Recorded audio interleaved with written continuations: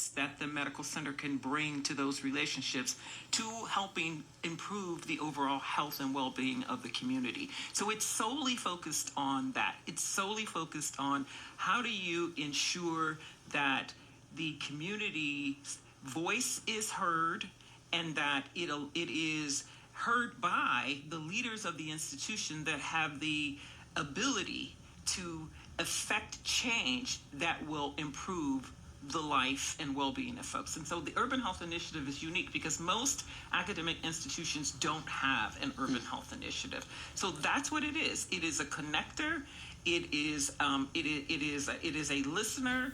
It is a collaborator. It is a source of ensuring that resources are brought to the community. So it has multiple functions, but the primary role is to serve the community in that institution in such a way that the connection between the community's expressed needs and the capabilities of that institution to address those are done in alignment with the community and co-designed with the community. And when you say community, let's define, because it's targeted. We got what different.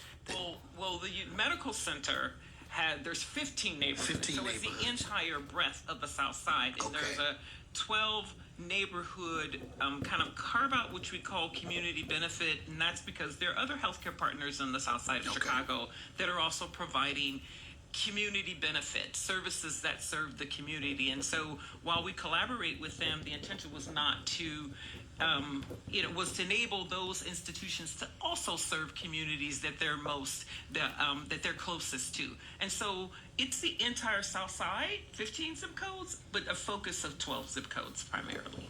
And I think that it's okay for me to ask you this question, Katina, based on everybody's knowledge internally at the university trying to thrive, to use this sheet's word, thrive. Is there anything that you see that you can improve on going forward? Because I think everybody would agree that improvement is always important. Dr. Miller just mentioned that. It's ongoing. Is there anything you see? Because it's been, I think, a well-oiled machine thus far, and it's done the work, continue to do the work, but do you see an area, one in particular, because you studied this, you was there once before, where you would make just some added incentives for why this thing is so important? I love the term added, because everything I've been telling, not just externally, but even internally for the staff, is this is something to build on. And that is going to be my main goal, to build on that. One of the pieces that I feel that for us for the next step, I mean, Brenda has mentioned sort of the season and the time, and she always had a vision, even when we were working together, for where to go in this next step. Some of the next steps, of course, include sharing our work with others, primarily. Even, and I wouldn't say, I mean, obviously the word is promoting is what we would do, but it's the time to let our community know what we are doing so that they're informed. As Dorian said, this hour that we have here is a great way to inform people of what we're doing. And we want to have even a deeper reach so that people know what goes on within the walls or the buildings of Chicago Medicine. So those are some pieces. We also want to explore ways to expand the programs that we have and look for ways to expand opportunities to increase our pipeline of people in the community who are getting exposure to the things that we do, whether it be radiology or lab.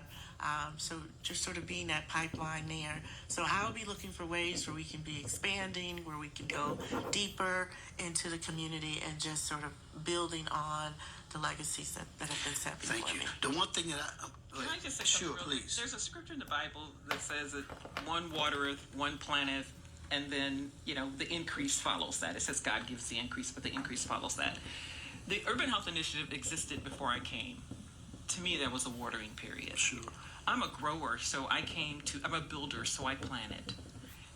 She's going to bring the increase. So there's much that she's going to do. She just laid that heavy. She just laid that heavy ticket. Brenda has, my mom has. She laid that heavy ticket. Why not you?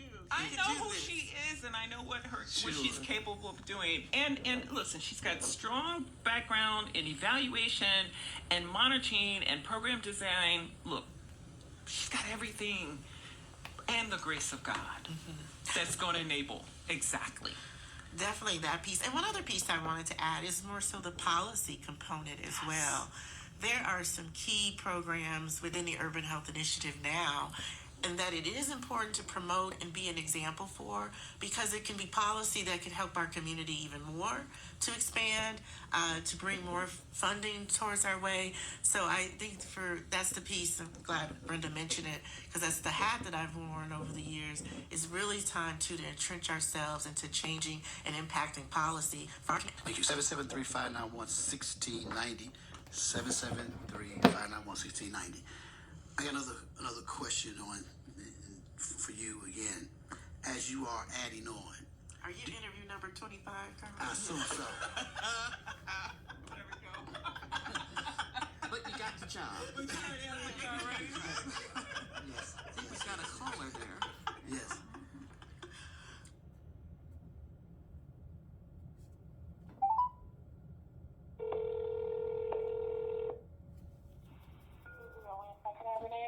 Hi, yes, Dr. C. Brantley, BodyParts Senior Fitness. Cecilia Brantley. Thinking about Crown Point because when the